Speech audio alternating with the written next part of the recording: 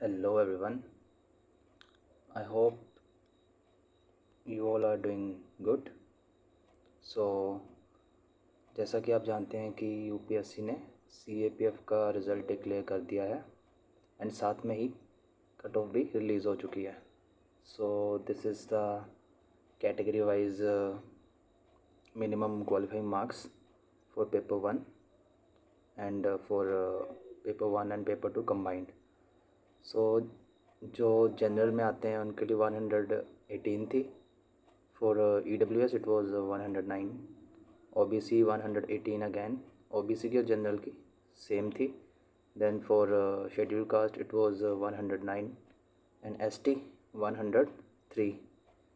So this was cut off. So according to me, क्योंकि मैंने भी ये एग्ज़ाम दिया था 2023 में, तो 118 लाना was not big deal because paper वहाँ पे अच्छा आया था, पेपर डुएबल था. अगर किसी ने यूपीएससी सीएससी की तैयारी की थी और उसने ये एग्ज़ाम दिया होगा ना, तो उसके लिए 118 जो है बहुत इजी टारगेट रहा होगा अकॉर्डिंग टू मी. और मैं ये अज्यूम कर रहा हूँ कि उसने सीएससी की तैयारी अच्छे से की थी. ओके, बिकॉज़ पेपर 1 में मेरे जो मार्क्स बन रहे थे that was 167.23 in paper 1 only. ठीक है, पेपर 1 में मेरे इतने मार्क्स बन रहे थे आउट ऑफ 250. ठीक है, तो पेपर 2 भी मेरा अच्छा हुआ था, फुल पूरा किया था, कुछ भी नहीं छूटा था. तो दिस मार्क भी इजीली क्रॉस हो चुका होगा. So this was cut off and why I am making this video is to show you that ये जो चल रहा था जो 2023 का हमने एग्ज़ाम दिया था प्री का, सबको लग रहा था कि एलिमिनेशन जो है वो एलिमिनेट हो चुका है. बट आप सब जानते हैं कि एलिमिनेशन जो है यूपीएससी ने री इंट्रोड्यूस किया है 2024 में. जो जिसने भी इस साल का प्री दिया होगा उसको पता होगा कि इस साल बहुत सारे क्वेश्चन थे जो एलिमिनेशन से सॉल्व हो रहे थे. बिकॉज मैंने खुद ये टेक्निक यूज़ की थी इस प्रीलिम्स में और मेरे 100+ मार्क्स बन रहे थे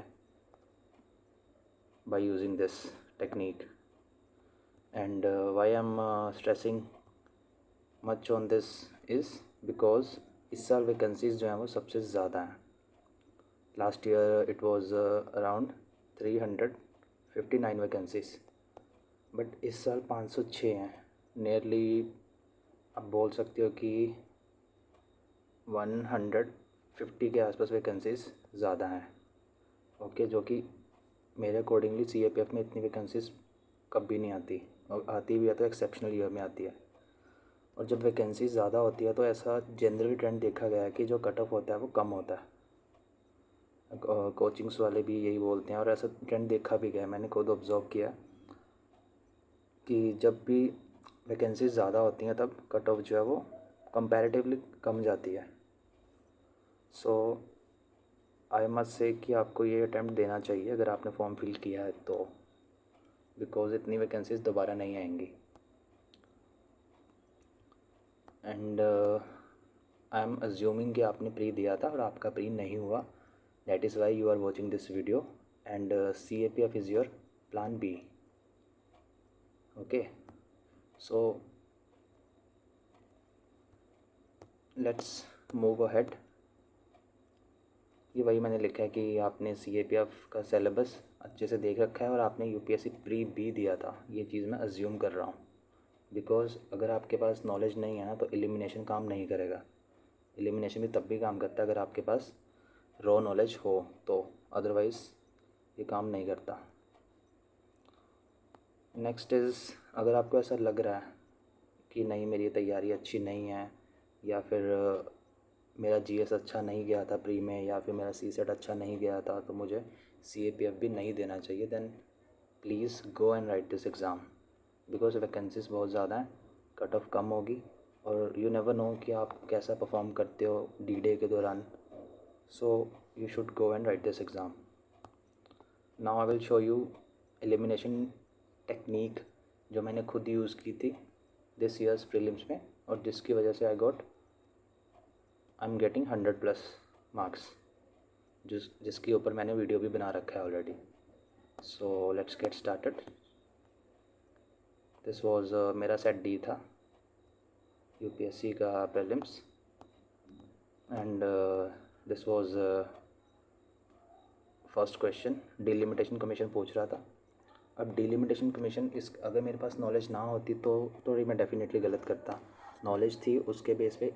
और अगर आपके पास नॉलेज कम भी है ना, आपको पता है कि 1970 में फ्रीज़ किया गया था, 76 में सॉरी फ्रीज़ किया गया था, तो तब तक तो 3 हो चुके थे, 1, 2 एंड 3। तो आप इसको एलिमिनेट कर सकते थे, ठीक है। इन दो में आप फंस जाते। सो 2 में 50-50 करके आप इजीली निकल सकते थे। Next one is this. इस क्वेश्चन को ना मैंने purely elimination based technique use करके किया था, बिकॉज मुझे भी ये पता था कि मैथिली जो है वो अराउंड 2007 के आसपास ऐड हुई थी, ठीक है। सो मैथिली 4 ऑप्शन मैंने रिमूव कर दिया। सो अगेन आंसर मेरा सही आ गया। Next is again this question. इस पर भी मैंने एलिमिनेशन यूज़ की थी, वो इसमें ना इन्होंने ऑर्डर रिवर्स कर दिया था। अगेन मैं इस पर स्ट्रेस कर रहा हूँ कि आपके पास नॉलेज सफिशेंट है तो ही आप एलिमिनेट कर पाओगे, अदरवाइज़ एलिमिनेशन विदाउट नॉलेज नहीं चलती। इन्होंने यहाँ पे उल्टा कर दिया था। सो ये भी गलत एंड ये भी गलत। 2 ऑप्शन गलत हैं तो ये भी उड़ जाएगा, ये भी उड़ जाएगा। हमारे पास ये 2 ऑप्शन बचते हैं 50-50, ठीक है। और ऐसा मोस्टली देखा गया है कि जो पेयर्स वाले क्वेश्चन होते हैं ना, उसमें जो ऑप्शन बी होता है यानी ओनली 2 वाला मोस्टली करेक्ट होता है। ये थंब रूल तो नहीं है, बट ऐसा मोस्टली ऑब्जर्व किया गया है। Next question is this. यहाँ पे भी अगेन, यहाँ पे तो तीनों सही थे और यहाँ पे एलिमिनेशन की ज़रूरत नहीं थी because it was purely knowledge based question. So ये तो इजीली हो रहा था। एंड यहाँ पे मैंने अगेन एलिमिनेशन यूज़ की थी। ये पूछ रहा था कि यूनियन लिस्ट में या स्टेट लिस्ट में कौन सा सब्जेक्ट आता है, ठीक है। अब इंटर स्टेट ट्रेड, हमें सबको पता है इंटर स्टेट ट्रेड जो है वो यूनियन कंट्रोल करता है, तो ये एलिमिनेट हो जाएगा, ठीक है। इंटर स्टेट माइग्रेशन, ये भी यूनियन कंट्रोल करता है, यहाँ पे स्टेट लिखा हुआ, ये भी उड़ जाएगा। कॉरपोरेशन टैक्स, हम कितनी बार पढ़ते हैं कि कॉरपोरेशन टैक्स जब भी बजट आता है हम देखते हैं कि कहाँ से कितना रेवेन्यू जनरेट हो रहा है, तो उस पर कॉरपोरेशन टैक्स का भी बड़ा चंक होता है। सो वो भी सेंटर के पास है। ऑप्शन सी बचा, यही आंसर है। सो ऐसे एलिमिनेशन टेक्निक यूज़ हो रही है बिकॉज आपके पास नॉलेज है। अगर नॉलेज नहीं होगी आपके पास तो एलिमिनेशन टेक्निक आप यूज़ नहीं कर पाओगे। Next one is this. ये तो बहुत इजी क्वेश्चन है, सबने किया होगा। Right to privacy, article 21। Next is this question. या ये क्वेश्चन मेरा गलत गया था। इट वाज ये करेक्ट था मेरा, बिकॉज इसमें पूछा था कि आर्मी ने कौन सा ऑपरेशन लॉन्च किया है लोकल पॉपुलेशन को अपलिफ्ट करने के लिए, उनकी बेसिक नीड्स को पूरा करने के लिए। सो ऑपरेशन मैत्री वैत्री तो कुछ नहीं था, ये तो कहीं और पे यूज़ हुआ था, ठीक है। ऑपरेशन मदद भी नहीं था। मदद तो हमने आई थिंक ये किसी कंट्री के साथ किया था हमने मिलके। एंड ऑपरेशन संकल्प और सद्भावना के बीच में मैं कंफ्यूज था, सो मैंने सद्भावना चूज़ किया था। मीन्स मेरे पास अगेन यहाँ पे 50-50 बच रहा था। ये बेस्ट सिनेरियो होता है। अगर आपके पास 50-50 है ना, this is the best scenario, because आप इन और आउट, आप बॉर्डर पे खड़े होते हो, या इन हो सकते हो या आउट हो सकते हो, करेक्ट मार्क करके या इनकरेक्ट मार्क करके। सो सद्भावना मैंने कहीं पढ़ा हुआ था, मुझे गट फीलिंग आ रही थी, इसलिए मैंने इसको मार्क कर दिया था। Next question is this. Longest border पूछ रहा है। अब अगर आपको नंबर्स भी नहीं पता ना कितने, कि ये इनका किसका सबसे बड़ा बॉर्डर है किसका नहीं है, जस्ट आपने मैप देखा हुआ है अपना, जो भी आपके रूम में लगा होगा, आपके टेबल के सामने मैप लगा होगा इंडिया का या वर्ल्ड का, तो उसमें अगर आपने ऐसे ही थोड़ा बहुत ऑब्जर्व भी किया होगा ना, तो आपको पता चल जाएगा कि इसमें से इंडिया चाइना तो कहीं भी नहीं है लॉन्गेस्ट बॉर्डर। कज़ाकिस्तान रशिया भी नहीं है, ठीक है। अब जहाँ पे आपको कन्फ्यूज़न हो सकती है ना, वो इन दोनों में हो सकती है, चाइल एंड अर्जेंटीना। बहुत से लोग चाइल मार के आए थे बिकॉज उनको लग रहा था कि चाइल एंड अर्जेंटीना जो है इनकी बहुत लंबी से ऐसे करके लाइन है जो ऐसे बॉर्डर शेयर करती है, बट इसका आंसर कनाडा एंड यूएस था, बिकॉज वहाँ पे अलास्का भी तो है साइड पे, यहाँ पे अलास्का है, यहाँ पे कनाडा है, ठीक है। इसके कारण ये बॉर्डर बहुत बड़ा बन जाता है। इसका आंसर इसलिए ये था, bye eliminating the wrong answers. Next one is ethics committee, ठीक है। ये भी प्योरली एलिमिनेशन बेस्ड था, यहाँ पे बोल रहा है only member of Lok Sabha can make complaint relating to unethical conduct of members of Lok Sabha. So ये एक्सट्रीम स्टेटमेंट थी, मैंने इसको उड़ा दिया। अगेन राइट आंसर पे मैं पहुँच गया। Next is this, provincial president बोल रहे हैं कि कौन था provincial president before doctor Rajendra Prasad. ठीक है, अब इसमें हम सबको पता है जो बाबा साहब अम्बेडकर थे, इनका ये कभी भी ऐसे प्रेसिडेंट नहीं बने थे, ये ड्राफ्टिंग कमेटी के चेयरमैन थे। टी कृष्ण रामाचारी ये भी नहीं थे। अगर कोई कंफ्यूज हो सकता है ना, वो इन दोनों में हो सकता है। एग्ज़ाम हॉल में भी मैं राजगोपालाचारी एंड सच्चिदानंद सिन्हा के बीच में कंफ्यूज था, बट एट लास्ट फर्स्टली मैंने राजगोपालाचारी को चूज़ कर लिया था। मैं मार्क करने वाला था, बबल फिल करने वाला था इसका, बट तभी मुझे अंदर से गट फीलिंग आया कि नहीं, इसका सच्चिदानंद सिन्हा है। एंड देन मैंने इसको रॉन्ग मारा एंड सच्चिदानंद सिन्हा को करेक्ट कर दिया। सो ये मैं कहना चाह रहा हूँ, यहाँ पे भी एलिमिनेशन से अगेन मैं 50-50 पे पहुँच गया हूँ। ठीक है, जो यूपीएससी ने 2024 के एग्ज़ाम में री इंट्रोड्यूस किया है। Next is this government of India act.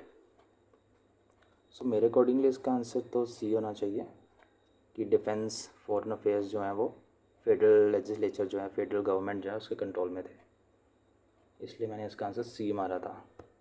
कोई बात नहीं, हो जाते हैं कुछ क्वेश्चंस गलत। इस पे भी ऐसे ही था, तुक्का मारा था, इसको मैंने छोड़ दिया था। जस्ट आई शो यू कि एलिमिनेशन टेक्निक कहाँ यूज़ हो रही है। यस, दिस क्वेश्चन ये पूछा यूनेस्को में 2023 में कौन कौन सी चीज़ें, कौन कौन सी साइट्स ऐड हुई हैं। महाबोधि टेम्पल, ये जो दिया हुआ ये काफ़ी पहले से ऐड है। महाबोधि टेम्पल एंड रानी की वाव। ठीक है, रानी की वाव जब से न्यू नोट्स आए थे, ठीक है, वहाँ के न्यू नोट्स अगर आपने देखे हों, जब डिमोनेटाइजेशन हुई थी उसके बाद न्यू नोट्स आए थे आफ्टर 2016, तो आपने देखा होगा उनमें से कोई नोट था जिसके ऊपर ये रानी की वाव बनी हुई थी, और तब ये यूनेस्को का पार्ट भी थी। सो रानी की वाव एंड महाबोधि काफ़ी पहले से बन चुके थे यूनेस्को हेरिटेज का पार्ट। सो ये दो तो नहीं हो सकते ऑप्शन। ठीक है, एंड दो बचते हैं, शांति निकेतन एंड होयसला टेम्पल। तो अगर आपको ये भी नहीं पता कि शांति निकेतन या होयसला टेम्पल है या नहीं है, सो जो मैंने ऊपर बताया कि मोस्टली नॉट हर सिनेरियो में नहीं होता, बट मोस्टली क्या होता है, जब भी पेयर्स वाले क्वेश्चन होते हैं ना, ऑप्शन बी यानी ओनली टू वाला ऑप्शन मोस्टली करेक्ट होता है। सो मैंने इसको मार दिया। मैंने ये अज्यूम करके नहीं मारा कि ये करेक्ट होगा, बिकॉज मेरे पास नॉलेज थी इसकी ऑलरेडी। मुझे पता था कि शांति निकेतन एंड होयसला टेम्पल जो हैं वो ऐड हुए हैं इस साल। ठीक है, नेक्स्ट इज़ दिस क्वेश्चन। इसमें मेरी गलती हुई थी, इस पे मुझे लग रहा था कि वेरिएशन जो है वो मेंशन नहीं है पॉलिटी में, कॉन्स्टिट्यूशन में, तो मैंने 2 को उड़ा दिया था और सी मार दिया था, बट एक्चुअल में this word variation is mentioned. So इसका आंसर जो है वो डी होना चाहिए था। नेक्स्ट अगेन दिस क्वेश्चन, ये पूछ रहा है कि कौन कौन सी कंट्रीज़ की पॉपुलेशन जो है वो एज्ड हो रही है। सो हम जापान का हमको पता है, साउथ कोरिया का पता है। ठीक है, 2 and 4, जहाँ पे 2 4 नहीं है उसको एलिमिनेट कर दो। इसको भी कर दिया, इसको भी कर दिया। Now we have option A and C. C जो इटली है ना, इसका भी न्यूज़ में आया था। इंडियन एक्सप्रेस की जो हेडलाइन थी ना, उसमें इटली का मेंशन किया हुआ था, बिकॉज मैंने पढ़ा था कहीं पर इटली की पॉपुलेशन जो है वो कम हो रही है, एज्ड हो रही है। सो इसका आंसर ए होना चाहिए था। अगेन आप एलिमिनेशन से 50-50 तक पहुंच जाते हो। सो जो कि 50-50 बेस्ट सिनेरियो माना जाता है। आप इन होते हो या आउट होते हो इस केस में। नेक्स्ट इज दिस मनीबल केस। इसका आंसर जो है ना, मैंने गलत मार्क किया था एक्चुअल एग्ज़ाम में, बिकॉज मैं कंफ्यूज हो गया था 109 में। मुझे ये तो पता था 110 में मनीबल जो है वो मेंशन किया होता है, बट मुझे ये नहीं पता था कि 109 में इसका स्पेशल कोई प्रोसीजर मेंशनड है। सो मैंने इसको रॉन्ग अज्यूम करके उड़ा दिया और यहाँ पे ऑप्शन बी लगा दिया था, जबकि इसका आंसर ऑप्शन डी होना चाहिए था। नेक्स्ट इज़ मुझे इसका कोई ज्ञान नहीं था इस चीज़ का, मैंने छोड़ दिया था completely. And this north eastern council, इसका पूछ रहा था कौन से मेंबर्स होते हैं, कौन से नहीं होते। होम मिनिस्टर डेफिनेटली होते हैं, चीफ मिनिस्टर्स भी डेफिनेटली होते हैं। सो ऑप्शन 2 and 4 वहाँ पे होना चाहिए। ये भी उड़ा दिया, ये भी उड़ा दिया। अब मेरे पास ऑप्शन सी एंड डी बचता है। ठीक है, तो इसका आंसर एक्चुअल में, इसका जो आंसर है ना वो डी शो कर रहा है, first second third fourth. But मैंने सी क्लिक किया था बिकॉज़ उस समय मुझे ये लग रहा था कि अगर chief minister and home minister इस काउंसिल का पार्ट है तो गवर्नर का वहाँ पे कोई काम नहीं है, बट एक्चुअल में गवर्नर भी होते हैं वहाँ पे। ओके, तो यहाँ पे एलिमिनेशन के साथ साथ आपकी नॉलेज का भी रोल है। सिर्फ प्योरली एलिमिनेशन के बेस पे आप एग्ज़ाम को क्रैक नहीं कर सकते जब तक कि आपके पास सफिशिएंट नॉलेज नहीं है। Let's move to next question. ये बहुत अच्छा क्वेश्चन था, ये बिल्कुल एलिमिनेशन बेस्ड था। ये पूछ जो नारी शक्ति वंदना अधिनियम जो न्यू अमेंडमेंट हुई थी कॉन्स्टिट्यूशन में वुमेन रिजर्वेशन को लेकर लोकसभा में एंड विधानसभा में, तो उसका पूछ रहा है। ये पहले में बोल रहा है कि प्रोविजंस जो है will come effect from 18th Lok Sabha. 18th Lok Sabha यानी कि जो अभी इलेक्शन हुए थे दिस ईयर, उसी साल से, उसी लोकसभा से ये प्रोविजंस जो है काम में आएंगी। जबकि ये जो लॉ था इसमें ये बोला गया था कि जब फर्स्ट सेंसस हो जाएगा ना, यानी 2026 में जो भी सेंसस होगा, ठीक है, उसके बाद ये प्रोविजंस इफ़ेक्ट में आएंगी। सो फर्स्ट ऑप्शन रॉन्ग था, मैंने इसको एलिमिनेट कर दिया। Then option C was the right answer. Next is this question. इसमें ना बांग्लादेश नहीं होना चाहिए था, इसमें this this this and this, इसका आंसर डी होना चाहिए था बिकॉज आई थिंक इसमें इंडोनेशिया था। ठीक है, अगर आपको थोड़ी बहुत नॉलेज होती है एक्सरसाइज की, अगर आपको इतना पता होता कि इसमें बांग्लादेश नहीं है तो आप इजीली एलिमिनेट कर देते और ऑप्शन डी तक पहुंच जाते। Next is this question. Writ prohibition की बात कर रहा है। Writ of prohibition is an order issued by supreme court और हाई कोर्ट टू। अब यहाँ पे ऑप्शन जो है ना उसको हम एलिमिनेट करेंगे, जो गलत ऑप्शन है। यहाँ पे लिखा है पार्लियामेंट एंड लेजिस्लेचर। पार्लियामेंट को सुप्रीम कोर्ट या फिर हाई कोर्ट कभी भी लॉ बनाने की डायरेक्शन नहीं दे सकता। सो ये गलत हो गया। उसके बाद बोल रहा है ये प्रोहिबिट करेगा गवर्नमेंट को from following an unconstitutional policy. ऐसा कुछ नहीं होता, गवर्नमेंट का कोई लेना देना नहीं होता रेट ऑफ प्रोहिबिशन से, वो लोअर कोर्ट का लेना देना होता है। ठीक है, अगेन यहाँ पे बोल रहा है गवर्नमेंट ऑफिसर को प्रोहिबिट करेगा from taking particular action. So option हो क्या बचता है, lower court. So it was the right answer. Next is this कि ये बोल रहा है it is governor of a state who recognise and declare any community of that state as a schedule tribe. इसमें बिना fifth schedule and six schedule,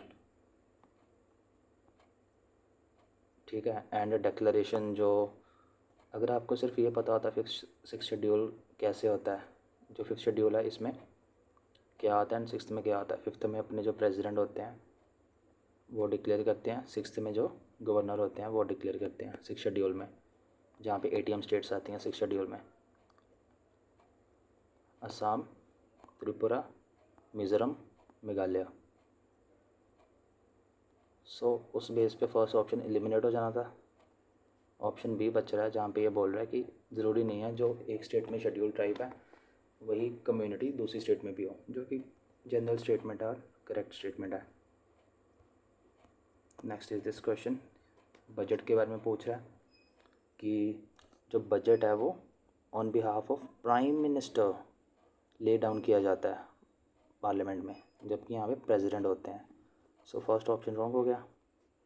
now यहाँ पे लिखा है कोई भी डिमांड फॉर ग्रांट नहीं की जा सकती विदाउट रिकमेंडेशन ऑफ प्रेसिडेंट, जो कि करेक्ट स्टेटमेंट है। So it's answer should be B. Again the India way why Bharat matters. So इसमें मोस्टली लोग ना कंफ्यूज हो रहे थे शशि थरूर एंड एस जयशंकर के बीच में, बट मैंने इसको तो देखा था किसी रील में, मैंने ये बुक के बारे में देखा था जहाँ पे फॉरेन अफेयर मिनिस्टर जो थे उनके हाथ में ये बुक पकड़ी हुई थी, और ये मेरे सबकॉन्शियस माइंड में रह गया था, इसलिए मेरा आंसर डी डायरेक्टली था विदाउट एलिमिनेटिंग। बट अगर आपको ना भी पता होता यू कैन स्टिल इसको एलिमिनेट कर सकते थे, नागिनी मेहता एंड भूपेंद्र यादव, बिकॉज आपने देखा होगा कि जब G20 हुआ था तब से इंडिया वर्सेस भारत नेम जो है उसकी कंट्रोवर्सी चल रही थी। सो मुझे तो ये भी लॉजिक, वो ये लॉजिक भी लग सकता था कि ये जो न्यू नेम है इसको गवर्नमेंट की तरफ से ज़्यादा एम्फेसाइज़ किया जा रहा है, तो इसका इसलिए आप इसका आंसर डी मार सकते थे। Okay, next is this question. इसका आंसर ओनली बी था। ओनली बी क्यों था? बिकॉज सूडान का तो हमें पता है मिलिट्री कूप चल रही है, वहाँ पे वॉर वगैरह हो रही थी, so इसलिए ये नन वाला ऑप्शन उठ जाता है, ठीक है। एंड अर्जेंटीना के इकोनॉमिक क्राइसिस चल रहे थे। टर्की का ये गलत था मेरे अकॉर्डिंगली, इसलिए इसका आंसर बी होना चाहिए था। Next is this. इसमें एलिमिनेशन नहीं थी, ये क्वेश्चन ही मेरा गलत लगा था। इसका आंसर ए होना चाहिए था। नेक्स्ट इज दिस रेड सी वाला क्वेश्चन। इसको भी मैंने अकॉर्डिंग टू कोचिंग्स इसका आंसर जो मैंने मार्क किया ना ए, वो गलत है। बट जहाँ तक मुझे लगता है मेरा आंसर यहाँ पे ए ही होना चाहिए, बिकॉज यहाँ पे लिखा no water enters the red sea from rivers. But UPSC अब जाके वेरीफाई तो नहीं करेगा कि अगर वहाँ पे कोई छोटी सी रिवर भी जा रही है या नहीं जा रही। सो जो फैक्ट्स हार्ड टू प्रूव होते हैं ना, वो मोस्टली करेक्ट होते हैं, इसलिए ये मेरे अकॉर्डिंगली गलत होना चाहिए था। सो बी मैंने उड़ा दिया था, ए बचा था जो कि जनरल स्टेटमेंट थी, इसलिए इसका आंसर ए था according to me. And now ये पूछ रहा है इन्वायरमेंट प्रोटेक्शन एजेंसी जो है, इन्वायरमेंट प्रोटेक्शन एजेंसी के अकॉर्डिंगली कौन सा सोर्स सबसे ज़्यादा सल्फर डाइऑक्साइड एमिट करता है। सो मैंने ये भी एलिमिनेट कर दिया था, आयरन और शिप्स भी कर दिया था, एंड मैं इन दोनों में कंफ्यूज था, locomotives using fossil fuels and power plant using fossil fuels. जो स्टेटमेंट जब भी सिमिलर्स होती है ना, दो सिमिलर स्टेटमेंट्स में से एक स्टेटमेंट हमेशा आंसर होती है, ठीक है। यहाँ पे बोल रहा है locomotive using fossil fuel, power plant using fossil fuel. So दोनों यूज़ कर रहे हैं, पोल्यूशन दोनों से हो रहा है, बट ज़्यादा मात्रा में हो रहा है पावर प्लांट से। लोकोमोटिव से भी हो रहा है बट कंपैरेटिवली कम हो रहा है। So it's answer should be D. Next is this question. यहाँ पे ये बोल रहा है कि if US were to default on its debt, holders of US treasury bonds will not be able to exercise their claim to receive payment. ये statement गलत थी। अगर फर्स्ट गलत है तो ये भी उड़ जाएगी, ये भी उड़ जाएगी, एंड ये भी उड़ जाएगी। जहाँ जहाँ लिखा है फर्स्ट स्टेटमेंट इज़ करेक्ट, वहाँ पे उसको उड़ा देंगे। Again we reach the answer, that is D. Next is this question. Syndicated lending की बात कर रहा है। फर्स्ट स्टेटमेंट को अगर आप इग्नोर भी कर दो तो सेकंड पे डायरेक्ट फोकस करो कि that syndicated loan can be fixed amount, lump sum amount, but can not be a credit line.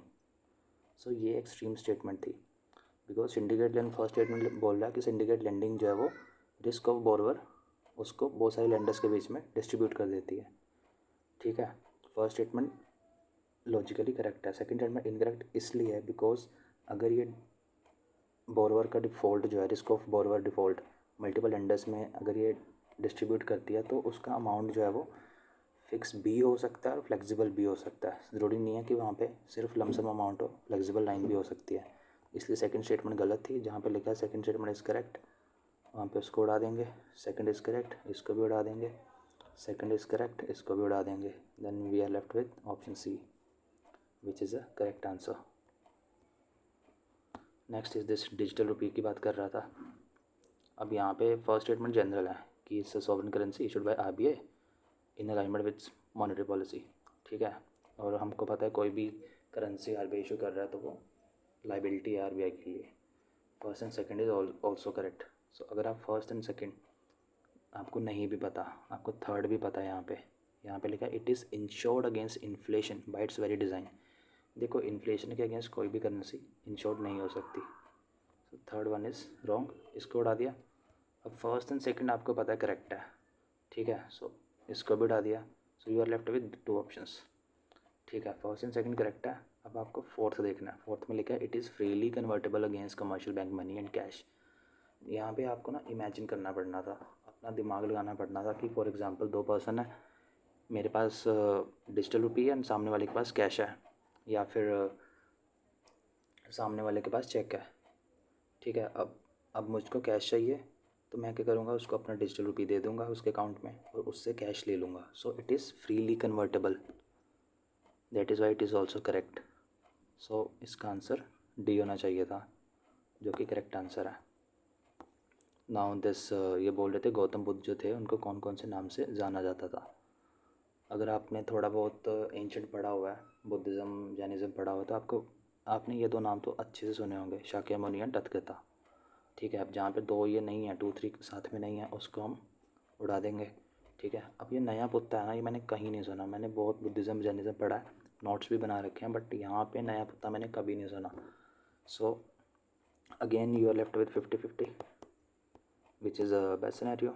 सो इसलिए मैं श्योर था अपनी नॉलेज को लेकर कि नया पुत्ता मैंने कहीं नहीं सुना, सो इसलिए मैंने इसका आंसर बी मारा था, विच इज़ अ करेक्ट आंसर।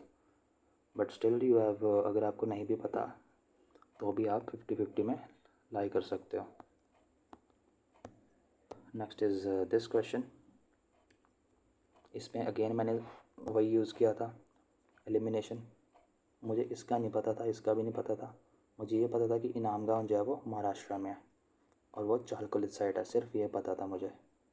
दो दो पता था, तो इसलिए सी को उड़ा दिया, डी को उड़ा दिया। अब नाउ मुझको ऑप्शन ए एंड ऑप्शन 3 देखना है।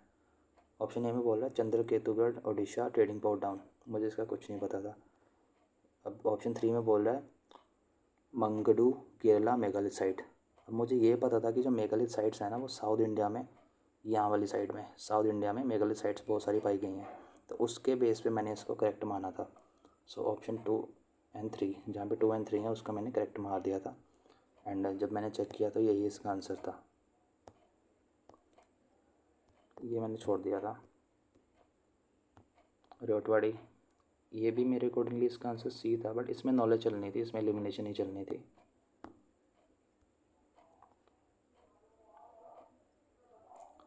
Upanishads were composed earlier than Puranas, which is a correct statement. So ये उड़ जाता। ठीक है, हम इन दोनों के बीच में आप बच जाते। देयर आर नो पैराबल्स इन उपनिषद, ये रॉन्ग स्टेटमेंट थी, इसलिए इसका आंसर बी होना चाहिए था। उपनिषद में पैराबल्स भी हैं।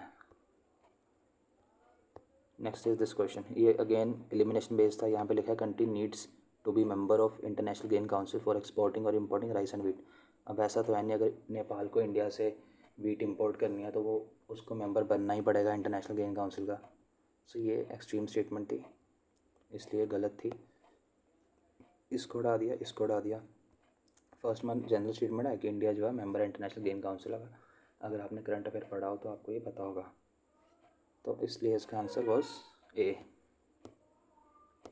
नेक्स्ट इज़ दिस, ये पूछ रहा है कि कौन सा इंटेंजिबल कल्चरल हेरिटेज लिस्ट में ऐड किया गया है यूनेस्को की।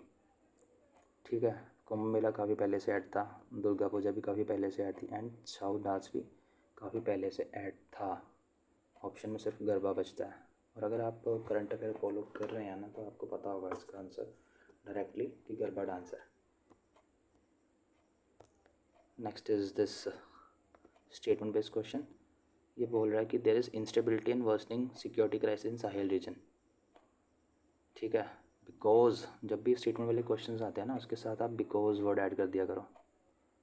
ठीक है, because there is instability and worsening security situation in Sahel region because there have been military take over scopes in several countries of Sahel region in recent past, जो कि एक प्रॉपर मीनिंगफुल सेंटेंस बन रहा है। So statement 1 option A is correct according to this given information.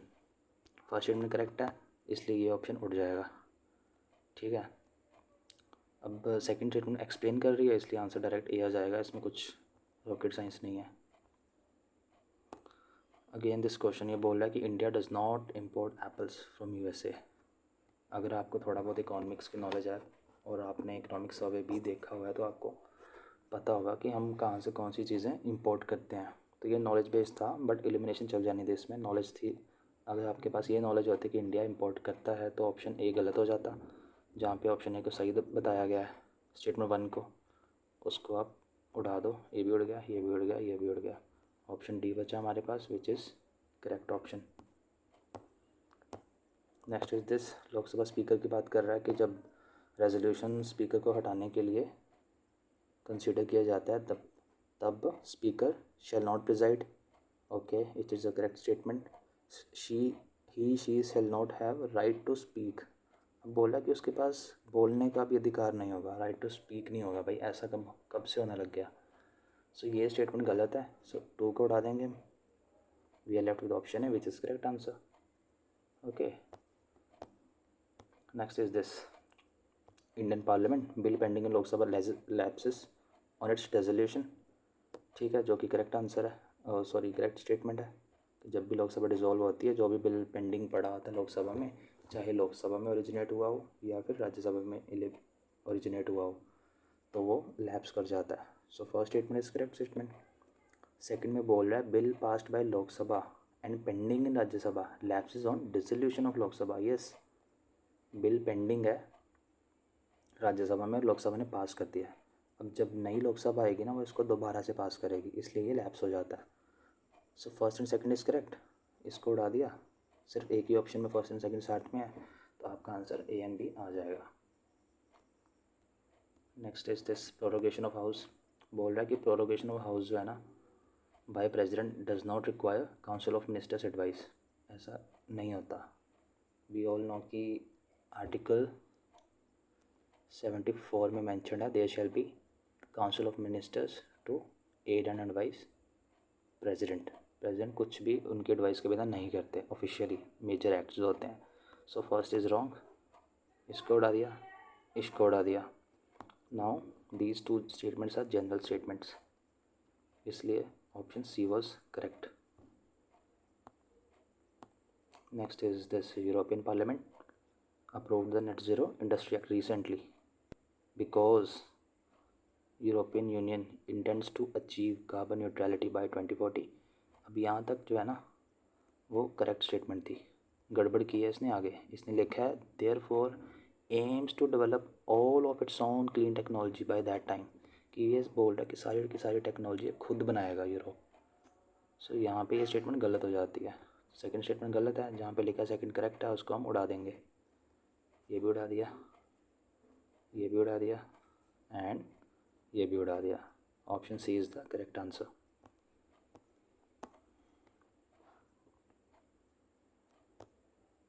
ये मेरा गलत गया था, यहाँ पे नॉलेज लगनी थी, एलिमिनेशन कम चलनी थी यहाँ पे। डिजिटल इंडिया लैंड रिकॉर्ड्स, यहाँ पे भी नॉलेज चलनी थी, बट ये कुछ हद तक एलिमिनेशन से सॉल्व किया जा सकता था। Next is this. प्रधानमंत्री सुरक्षित मातृत्व अभियान। अब मैंने ये स्कीम कभी नहीं पढ़ी, ना ही मैंने इसका नाम सुना था, बट ये जो यहाँ पे लिखा था ना कि woman in their second and third trimesters of pregnancy and 6 months post delivery health care services to any government. मुझे ये था कि गवर्नमेंट जो है ना पॉपुलेशन को लिमिट करने के मेजर्स लेके आ रही है, तो गवर्नमेंट ऐसी चीज़ों को प्रमोट नहीं करेगी सेकेंड और थर्ड चाइल्ड को, इसलिए ऑप्शन मेरे अकॉर्डिंगली गलत था फर्स्ट स्टेटमेंट। मैंने इसको एंड इसको उड़ा दिया था। अब यहाँ पे इस जनरल स्टेटमेंट लिखी हुई है कि प्राइवेट सेक्टर जो हेल्थ केयर्स हैं वो भी वॉलंटियरली सर्विसेज प्रोवाइड कर सकते हैं गवर्नमेंट सेंटर्स में, इसलिए ये स्टेटमेंट जनरल थी एंड करेक्ट थी। Next is this. श्रम मानधन योगी योजना। ठीक है, यहाँ पे मुझे सिर्फ ये पता था कि 18 to 59 ईयर्स के जो लोग होते हैं वो इसमें एनरोल कर सकते हैं, सिर्फ इतना पता था। एंड यहाँ पे लिखा हुआ है 21 to 40, तो ये ऑप्शन उठ जाना था। सो 1 is wrong. So 1 is wrong and option का बचता है 2 बचता है और 3 बचता है। ओनली 2 बचता है एंड ओनली 2 and 3 बचता है। सो 2 तो इन एनी केस सही है। 3 देखना हमने, 3 में लिखा है each subscriber under the scheme shall receive minimum pension of 3000 rupees per month after attaining age of 60 years. मुझे इसकी नॉलेज थी, इसलिए ये स्टेटमेंट सही थी एंड मैंने इसका आंसर बी मारा था। बट अगर आपके पास नॉलेज नहीं भी होती फिर भी आप अगेन 50-50 पे पहुंच जाते हो एलिमिनेशन यूज़ करके। Next is this question. ये बोल रहा है कि atmosphere is heated more by incomings of the radiation than by terrestrial radiation. ये गलत स्टेटमेंट थी। ठीक है, ये भी उड़ा दिया, जहाँ पे फर्स्ट को करेक्ट बताया गया इसको भी उड़ा दिया। फर्स्ट करेक्ट, इसको भी उड़ा दिया। Option D was the right answer. Because हम सबको पता है जो आउटगोइंग टेरेस्ट्रियल रेडिएशन होता है ना, उसको जो एटमॉस्फेरिक गैसेज हैं, ग्रीन हाउस गैसेज जो हैं वो इसको कैप्चर कर लेती हैं, जिसकी वजह से टेम्परेचर इंक्रीज़ हो जाता है। So first statement is wrong. हमारा आंसर डी आ गया।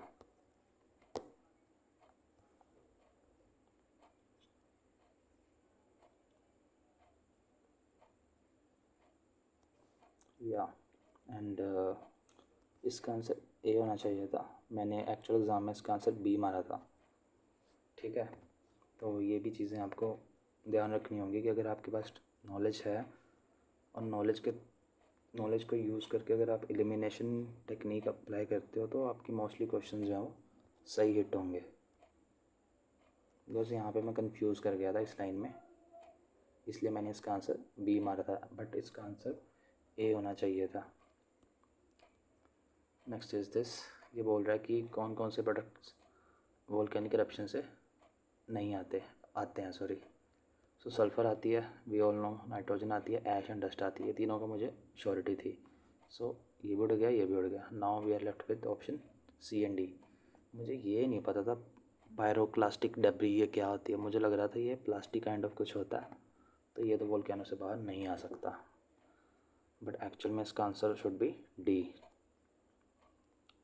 सो यहाँ पे आपकी ना पेरिफेरल नॉलेज है उसको चेक किया जा रहा है। ये चीज़ें आप कहीं पढ़ते नहीं हो स्पेसिफिकली, ये इधर उधर की नॉलेज होती है जो आपके सबकॉन्शियस माइंड में रह जाती है और आपको कभी कभी काम आ जाती है आपके। नेक्स्ट इज़ दिस, ये पूछ रहा है कि जनवरी में आइसोथर्म का मैप कैसा होता है। सो मैंने एक्चुअल एग्ज़ाम में ऐसे ही ड्रॉ किया था, दिस इज़ अफ्रीका, ऐसे।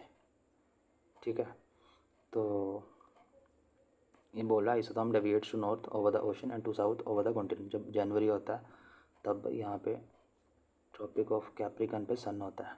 ठीक है, यहाँ पे अपना ट्रॉपिक ऑफ कैंसर एंड ये अपना इक्वेटर। तो यहाँ पे सन है और लैंड जो है हमें पता है जल्दी हीट होती है, तो लैंड जल्दी हीट होती है, तो जो आइसोथर्म है ना वो यहाँ पे ऐसा होगा। ठीक है, जहाँ पे वाटर होगा वाटर में ऊपर होगा, लैंड के ऊपर नीचे होगा, तो इसका ऐसा आइसोथर्म होगा। सो इसके अकॉर्डिंगली फर्स्ट स्टेटमेंट करेक्ट है। सेकंड स्टेटमेंट में बोल रहा है कि जो गल्फ स्ट्रीम है ना और नॉर्थ अटलांटिक ड्रिफ्ट है, ये नॉर्थ अटलांटिक ओशन को कूल कर देती है, बट एक्चुअल में वो हॉट करती है। बिकॉज गल्फ स्ट्रीम जो है वो वार्म वाटर जो होता है इक्वेटर का, उसको नॉर्थ अटलांटिक ओशन की तरफ लेके जाती है। सो ये गलत था, इसको भी उड़ा दिया, इसको भी उड़ा दिया, इसको भी उड़ा दिया। Option A is the correct answer. नहीं पता था क्या होता है ये,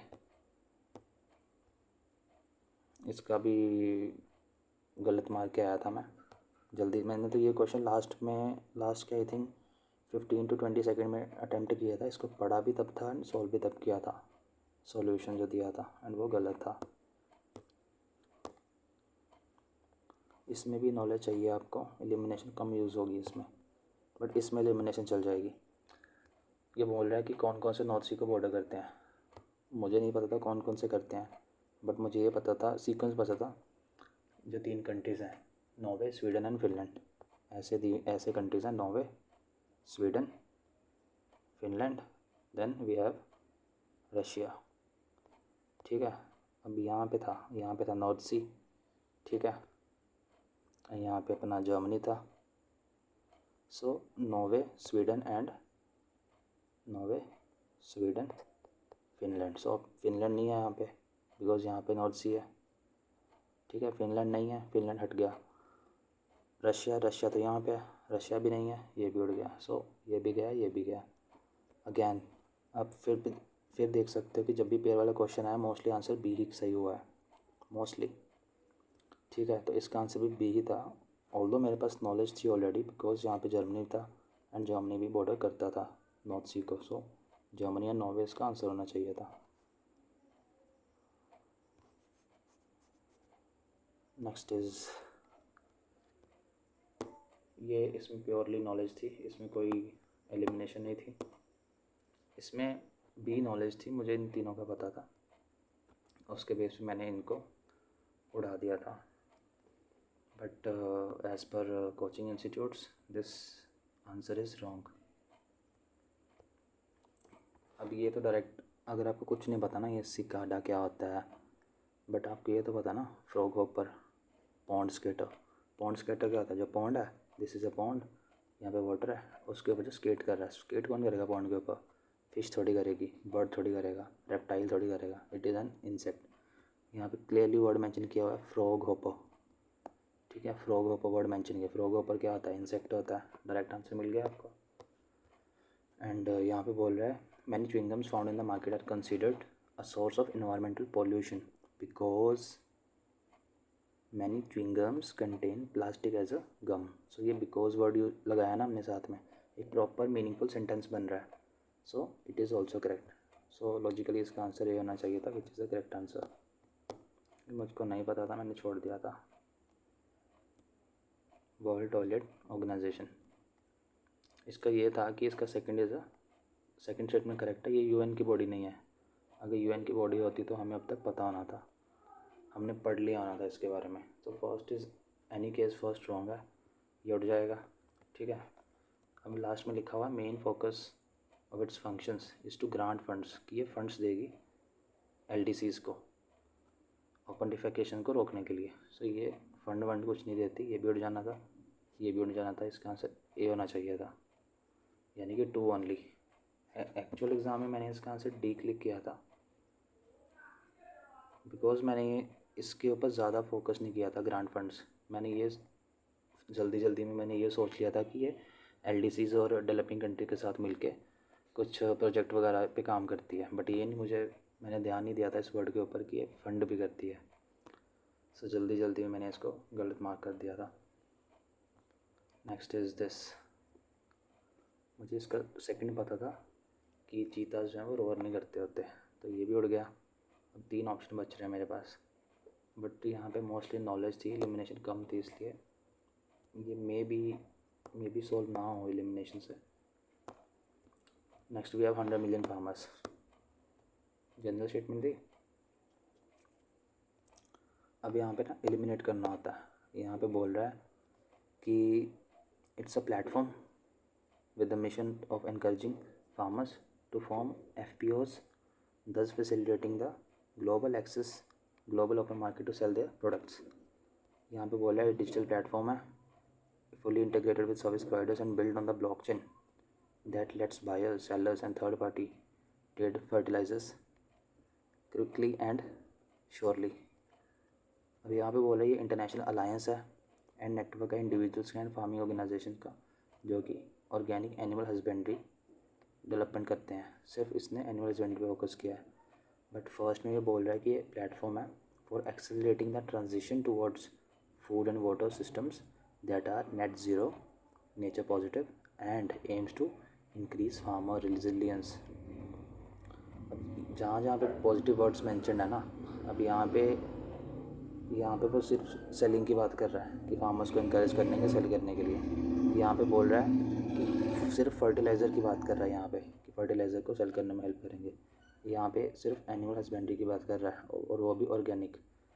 बट यहाँ पे जो फर्स्ट स्टेटमेंट है ना, उसमें वो बोल रहा है कि जो रिजिलियंस है ना फार्मर की, उसको इंक्रीज़ किया जाएगा, नेट ज़ीरो की तरफ बढ़ा जाएगा एंड नेचर पॉजिटिव सॉल्यूशन को अडॉप्ट किया जाएगा। इसलिए इसका आंसर ए होना चाहिए था। जो स्टेटमेंट, क्योंकि इस स्टेटमेंट में ना ये सारे कवर हो जाते हैं, ये तीनों आ रहे हैं, ये एक ही स्टेटमेंट तीनों को कवर कर रही है, इसलिए इसका आंसर ए था। नेक्स्ट ये बोल रहा है कि कौन कौन सी चीज़ें डिस्ट्रीब्यूटर एनर्जी रिसोर्सेज, मतलब एज अ एनर्जी रिसोर्सेज कौन कौन सी चीज़ डिस्ट्रीब्यूट की जा सकती है। बैटरी स्टोरेज का मुझे पता था, फ्यूल सेल का भी पता था, रूफटॉप का भी पता था कि इसको डिस्ट्रीब्यूट किया जा सकता है टू जनरेट एनर्जी, बट मुझे ये बायोमास जनरेटर का नहीं पता था, इसलिए मैंने इसका आंसर सी लगाया था। बट इसका आंसर शुड बी डी, और होना चाहिए था।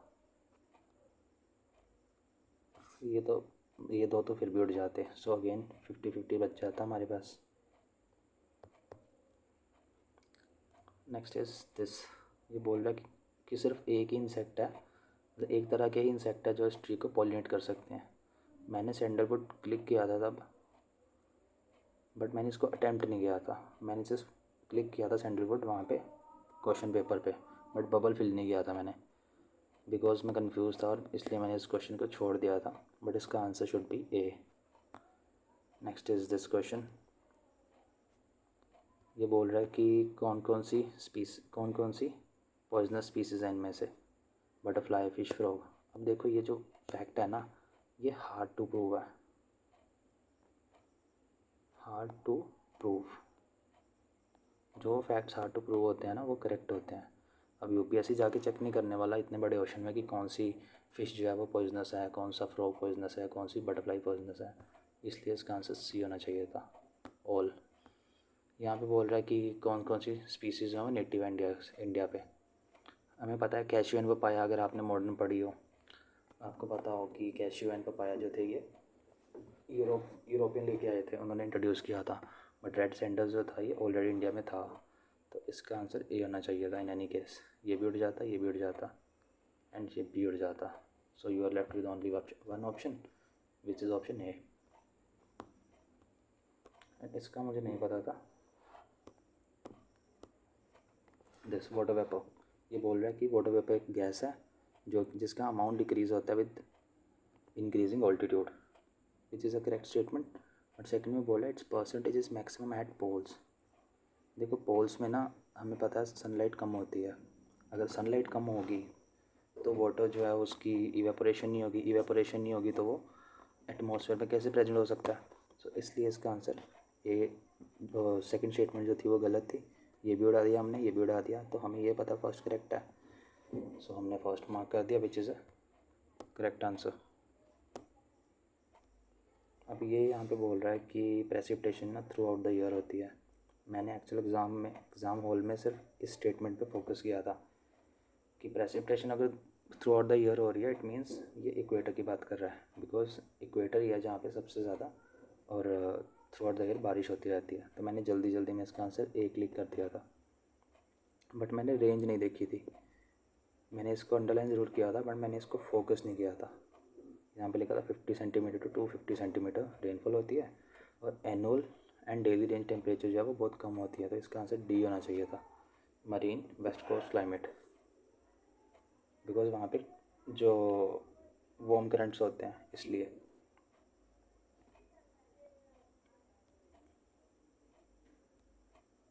Next is this Coriolis force की बात कर रहा है। कोरियोलिस फोर्स ये बोल रहा है कोरियोलिस फोर्स जो है वो इंक्रीज़ होती है विथ विंड वेलोसिटी। सो मैं इसके बारे में श्योर नहीं था, मैंने इसको होल्ड पे रखा। सेकंड स्टेटमेंट में बोल रहा है कि कोरियोलिस फोर्स जो है मैक्सिमम होती है पोल्स पे, इक्वेटर पे एब्सेंट होती है। ये मुझे पता था, टू मुझे पता था, मैंने इसको भी उड़ा दिया एंड इसको भी उड़ा दिया। अब मुझे ये दो बच्चे 50-50 अगेन, ठीक है। अब फर्स्ट स्टेटमेंट में बोल रहा है कि it increases with increase in wind velocity. Wind velocity के साथ ये इंक्रीज़ होती है कोरियोलिस फोर्स जो है, ठीक है। तो इसको मैंने इमेजिनेशन से सॉल्व किया था कि ये अर्थ होता है अपना, come on, this is earth and let me draw here, ये अर्थ है, ये इक्वेटर है। सो ऊपर जो कुछ भी चीज़ यहाँ से अपने ऐसे हो जाती है, अपने राइट में हो जाती है, ऊपर से कोई भी चीज़ होती है नॉर्थन हेमिस्फीयर में नीच और सदर्न हेमिस्फीयर में अपने लेफ्ट में हो जाती है। तो जिस डायरेक्शन में विंड जा रही होती है ना, अगर आप उस डायरेक्शन से मूव कर रहे हो तो आपको एक एक्स्ट्रा पुश मिलता है। तो इसलिए कोरियोलिस फोर्स जो है वो इंक्रीज़ होती है विद विंड वेलोसिटी। इसलिए मैंने इसका आंसर सी मार्क किया था, जो कि करेक्ट आंसर है। अब ये बहुत इजी क्वेश्चन था कि 21 जून को जो कौन से प्लेसेस हैं अर्थ पे जो 12 आवर से ज़्यादा सनलाइट को एक्सपीरियंस करते हैं। सो यहाँ पे भी this tropic of cancer definitely करेगा, बिकॉज जून 21 जो है लॉन्गेस्ट डे होता है ऑफ द नॉर्दर्न हेमिस्फीयर, है ना। नॉर्दर्न हेमिस्फीयर का लॉन्गेस्ट डे जून 21 होता है। सो ट्रॉपिक ऑफ कैंसर तो डेफिनेटली रहेगा। कैप्रिकॉर्न उड़ जाएगा, थर्ड उड़ गया, ये भी गया, ठीक है। इक्वेटर भी गया, बिकॉज ऑप्शन 2 के साथ सिर्फ ऑप्शन 4 है। अब 4 में दिया हुआ आर्कटिक सर्कल। सो हम सब जानते हैं कि अर्थ जो है वो 23.5 डिग्री टिल्टेड है, इसलिए आर्कटिक पर भी लाइट रहती है जब सन ट्रॉपिक ऑफ कैंसर पे होता है। तो इसलिए इसका आंसर डी होना चाहिए था। नाउ ये क्वेश्चन ये ना PYQ बेस्ड है। लास्ट ईयर यूपीएससी ने कॉन्गो बेसिन का पूछा था, इस बार अगेन उसने कॉन्गो बेसिन की एक्सप्लेनेशन देके पूछा है। अगर आपने PYQ अच्छे से किया होता तो आपका ये क्वेश्चन सही हो जाना था, बिकॉज मुझे इसका ये पता था कि जो कॉन्गो बेसिन है वो लार्जेस्ट ट्रॉपिकल पीटलैंड है, बस मुझे इतना पता था। इसी के बेस पे मैंने इसको बी माना था, जो कि करेक्ट निकला बाद में। नेक्स्ट ये बोल रहा है परफ्लोरो, ये तो प्रोनाउंस ही नहीं हो रहा मुझसे, perfluoro alkyl and perfluoro alkyl substances that are use in making many consumer products consider the following. अब यहाँ पे लिखा है कि PFAs जो है वो drinking food and packaging material में मिलते हैं। अगर ये कंज्यूमर प्रोडक्ट्स में यूज़ हो रहा है, क्वेश्चन में लिखा है कि ये कंज्यूमर प्रोडक्ट में यूज़ होता है। अगर कोई चीज़ कंज्यूमर प्रोडक्ट्स में यूज़ होती है तो वो डेफिनेटली पैकेजिंग मटेरियल में भी यूज़ हो सकती है। इसका ये भी सही है। अब बोल रहा है कि ये ईजिली डिग्रेडेड नहीं होते इन्वायरमेंट में, विच is a correct statement because ये एक तरह का प्लास्टिक काइंड ऑफ मटेरियल होता है। ठीक है, फर्स्ट एंड सेकंड दोनों करेक्ट है। थर्ड में बोल रहा है कि इसका परसिस्टेंट एक्सपोजर जो है वो बायोअक्युमुलेशन को लीड कर सकता है एनिमल बॉडीज़ में, बिकॉज अगर कोई एनिमल इसको कंज्यूम करता है तो उसकी बॉडी में ये चीज़ एक्यूमुलेट होती रहेगी और धीरे धीरे फूड चेन में एंटर कर जाएगी। तो ये भी करेक्ट है। सो इसका आंसर डी होना चाहिए था। जबकि मैंने ये चीज़ कभी नहीं पढ़ी, मैंने मैगजीन्स पढ़ी हैं, सभी करंट अफेयर्स की अपने नोट्स पढ़े हैं, कोचिंग मटेरियल देखा है, बट उसमें स्पेसिफिकली इसके बारे में कुछ भी मेंशन नहीं था। सो ये ना आपकी पेरिफेरल नॉलेज है जो आप इधर उधर पढ़ते रहते हो, जो स्पेसिफिकली किसी मटेरियल में नहीं दी होती, ये वो मटेरियल वाली नॉलेज है। Next is this question. इसका मुझे कुछ नहीं पता था इसलिए मैंने लीव कर दिया। मैं घर से सोच के गया था कि जो क्वेश्चन नहीं आएगा ना उस पर नेगेटिव मार्क तो मैं नहीं लूँगा।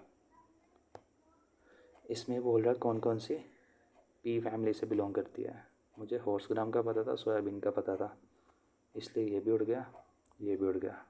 50-50 विद द एलिमिनेशन। मैंने इसका आंसर बी मार्क किया था, बट इसका आंसर होना चाहिए था सी, बिकॉज जो ग्राउंड नट है वो भी पी फैमिली से बिलोंग करता है। ये क्वेश्चन नॉलेज बेस्ड था, फ्लाइंग फॉक्स वाला, इसमें कोई एलिमिनेशन यूज़ नहीं होनी थी। Next is this total fertility, ये भी एलिमिनेशन से हो रहा था। फर्स्ट स्टेटमेंट में बोल रहा है नंबर ऑफ चाइल्ड बोर्न पर 1000 people in population in a year. इसको तो हम भाई बर्थ रेट बोलते हैं ना, इसको तो हम बर्थ रेट बोलते हैं। ये कब से फर्टिलिटी रेट होने लग गया, तो ये गलत हो जाता था। ठीक है, उसके बाद birth rate minus death rate, ये क्या चीज़ दी हुई है, ये फर्टिलिटी थोड़ी है, ये भी उड़ गया। अब यहाँ पे बोला number of child born to a couple in their lifetime in a given population, ये और यहाँ पे बोल रहा है average number of live births a woman would have by the end of her child bearing age. अब ये दोनों सिमिलर सी स्टेटमेंट्स हैं, ठीक है, बट यहाँ पे सिर्फ कपल की बात कर रहा है।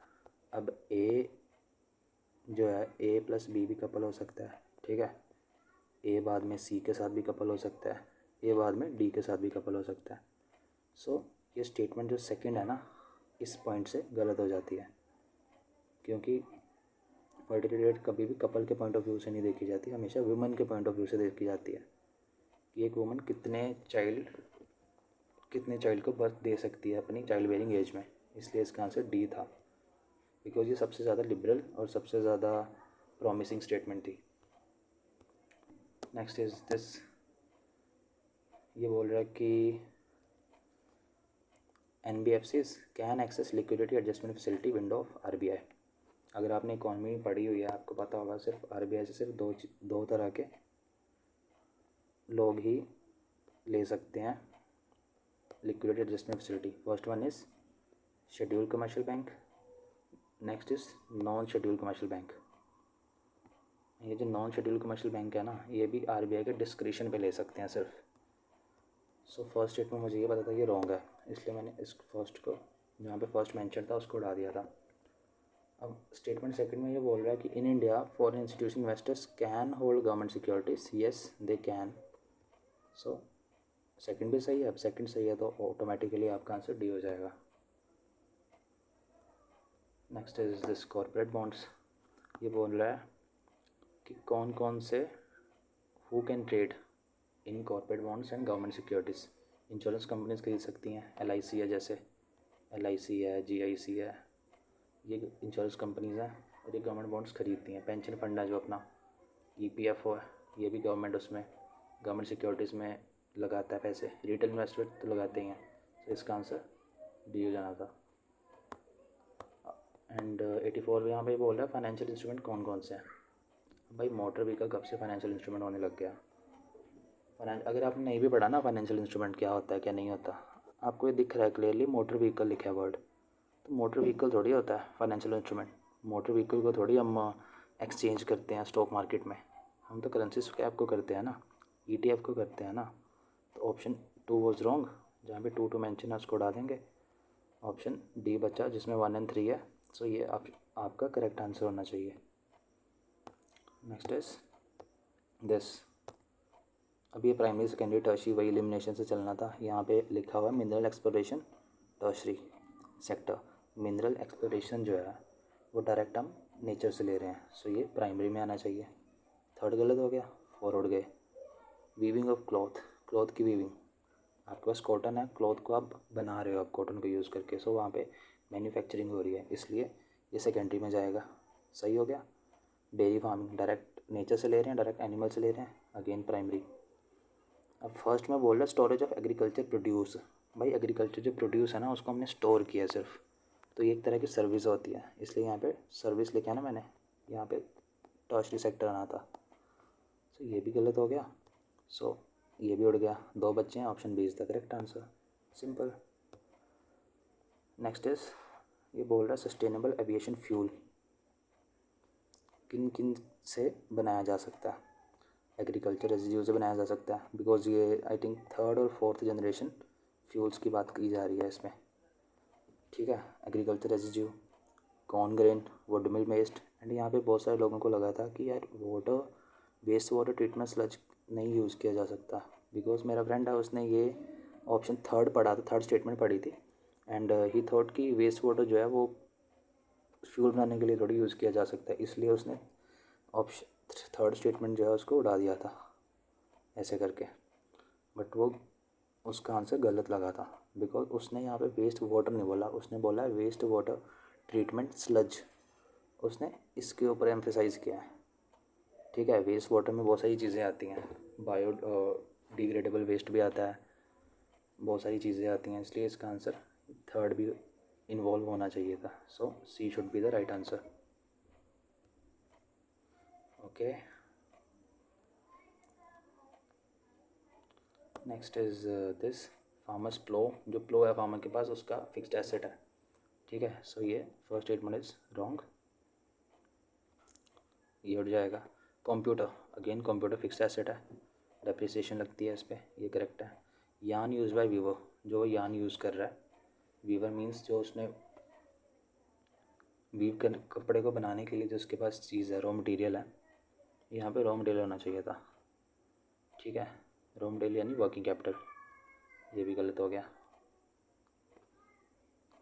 Petrol, petrol again petrol is a raw material, petrol working capital कैसे होता है? सो ये भी उड़ गया, ये भी उड़ गया, ऑप्शन ए बचता था। As per Vajiram this answer is wrong, but जो मेरे नोट्स हैं, मेरे नोट्स के अकॉर्डिंगली ये आंसर ए ही होना चाहिए। लेट्स सी कि यूपीएससी क्या इसका आंसर बताता है, बट आई एम अज्यूमिंग कि मेरा आंसर सही था। ये बहुत इजी क्वेश्चन था। ये बोल रहा है 3D वर्चुअल वर्ल्ड हो जहाँ पे साइमल्टेनियसली मिलियंस ऑफ यूजर्स आपस में कनेक्ट कर पाएँ। ठीक है, इंटरऑपरेबल नेटवर्क हो।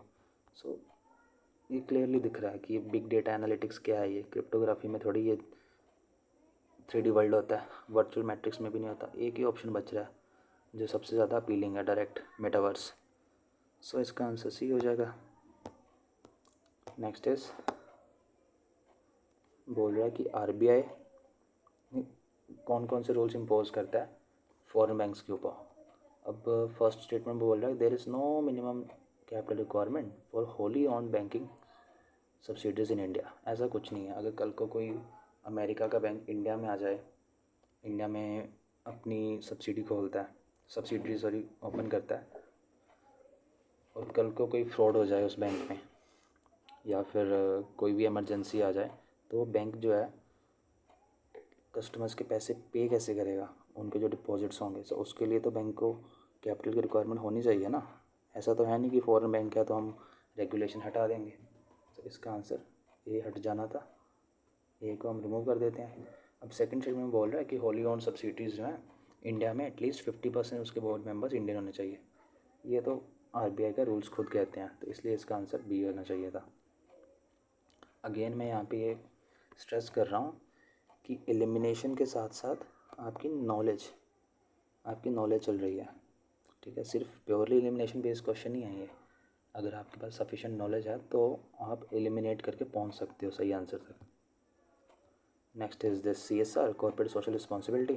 फर्स्ट स्टेटमेंट में बोल रहा है कि CSR जो है, इसका जो एक्सपेंडिचर है जो कंपनी को डायरेक्टली बेनिफिट करता है या फिर उनके एम्प्लॉयज़ को बेनिफिट करता है, वो CSIR नहीं होगा। ये जनरल स्टेटमेंट है, बिकॉज अगर कोई कंपनी एक्सपेंडिचर कर रही है और उसको डायरेक्ट फ़ायदा मिल रहा है उस एक्सपेंडिचर से, तो वो CSR नहीं होता, वो कंपनी का एक्सपेंडिचर होता है। फर्स्ट स्टेटमेंट इज़ करेक्ट, ये भी उड़ जाएगा, ये भी उड़ जाएगा। अब सेकंड में बोल रहा है CSR rules do not specify minimum spending. ऐसा कुछ नहीं है, मिनिमम स्पेंडिंग आई थिंक 2.5% होती है लास्ट 3 ईयर्स के एवरेज प्रॉफिट का। सो इसका आंसर होना चाहिए था ए। अगेन इसमें नॉलेज चल रही है, थोड़ी बहुत एलिमिनेशन भी चल रही है। Next is this radio isotope thermo electric generators. इसका मैं गलत मार के आया था answer as per Vajiram, but मुझे ये तीनों करेक्ट लग रहे थे बिकॉज मैंने पढ़ा था इसके बारे में किसी मैगज़ीन में। लेट्स सी UPSC क्या मानता है इसको।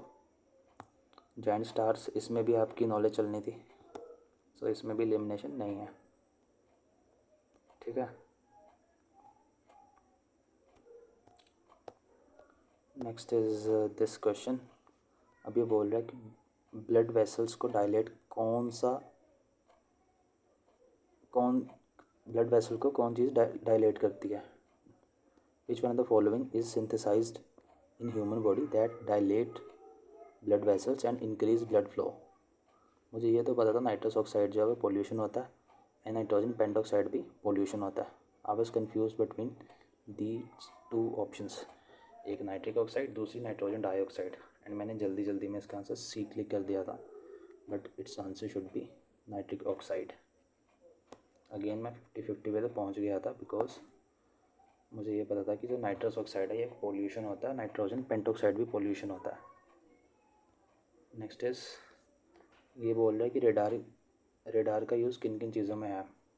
First is identification of narcotics on passengers at airport, monitoring of precipitation and tracking migration of animals. यहाँ पे तीनों के लिए यूज़ हो रहा है, ठीक है। मोस्टली जो टेक्नोलॉजी रिलेटेड क्वेश्चंस होते हैं ना, उनके यूज़ जो होते हैं वाइड होते हैं, बहुत सारे यूजेस होते हैं उनके। सो आपको पता भी नहीं होगा कि कौन सी टेक्नोलॉजी किस काम के लिए यूज़ की जा सकती है। तो आपने तो मोस्टली यही सुना होगा रेडार जो है वो आर्मी यूज़ करती है या फिर वेदर फोरकास्टिंग में यूज़ होता है, बट माइग्रेशन के लिए भी यूज़ होता है एंड नारकोटिक्स के लिए भी यूज़ होता है, नारकोटिक्स को डिटेक्ट करने के लिए। So it's answer should be C. Next this was information based question, so इसको मैं टच नहीं करूँगा। Next is this hydrogel use. मैंने ये नहीं पढ़ा था कहीं भी हाइड्रोजल यूज़ कहाँ पे होती है या हाइड्रोजल होता क्या, बट मैं इसके ऑप्शन के बेस पे इसका आंसर पे पहुंचा था। यहाँ पे लिखा control drug delivery in patients, mobile air conditioning system and preparation of industrial lubricants. अब यहाँ पे जेल लिखा है ना हाइड्रोजेल, तो जेल के बेस पे मैंने ये तो मान लिया था कि थर्ड होना चाहिए बिकॉज लुब्रिकेंट्स में यूज़ हो रहा है। सो ये भी उड़ा दिया था, ये भी उड़ा दिया था, बिकॉज जेल ही है जो लुब्रिकेंट्स में यूज़ होती है। एंड नाउ यहाँ पे ऑप्शन 2 भी है, दोनों में है, so it means 2 is also correct. So I was left with option A. Statement A बोल रही है कि कंट्रोल्ड ड्रग डिलीवरी इन पेशेंट्स। सो हाइड्रोजेल है तो मैंने ये ज्यूम किया था कि इसका ये भी यूज़ हो सकता है, इसलिए मैंने इसका डी मारा था। अगेन 50-50। नेक्स्ट इज़ ये बोल रहा है फ्यूल सेल इलेक्ट्रिक व्हीकल्स जो हाइड्रोजन से चलते हैं उनका एग्जॉस्ट पाइप से कौन सी चीज़ एज एमिट होती है। मुझे ये तो पता था हाइड्रोनियम नहीं होती है, हाइड्रोजन पेरोक्साइड नहीं होती, इन दोनों के बीच में मैं कंफ्यूज था, बट मैंने इसका आंसर ऑक्सीजन मार दिया था, जबकि इसका आंसर होना चाहिए था वाटर वेपर। अगेन इसमें नॉलेज थी, थोड़ी बहुत एलिमिनेशन भी थी। Next pumped storage hydro power क्या होता है, इसके बारे में मैंने कहीं नहीं पढ़ा था, लॉजिक लगाया था long term duration energy storage, because उसके नाम से लग रहा है pumped storage hydro power means hydro power को स्टोर करना है, इसलिए आंसर इसका सी होना चाहिए था। नेक्स्ट इज़ मेम्ब्रेन बायोरिएक्टर, क्या होता है? तो ये मैंने न्यूज़ में पढ़ा था कहीं पे, इसलिए इसका आंसर वेस्ट वाटर ट्रीटमेंट था। Next is this collateral borrowing and lending obligation instrument है किस मार्केट के? ये भी नहीं है, ये भी नहीं है, इसका आंसर होना चाहिए था मनी मार्केट, बट मैंने इसका आंसर बॉन्ड मार्केट मार दिया था। सो दिस वाज इट।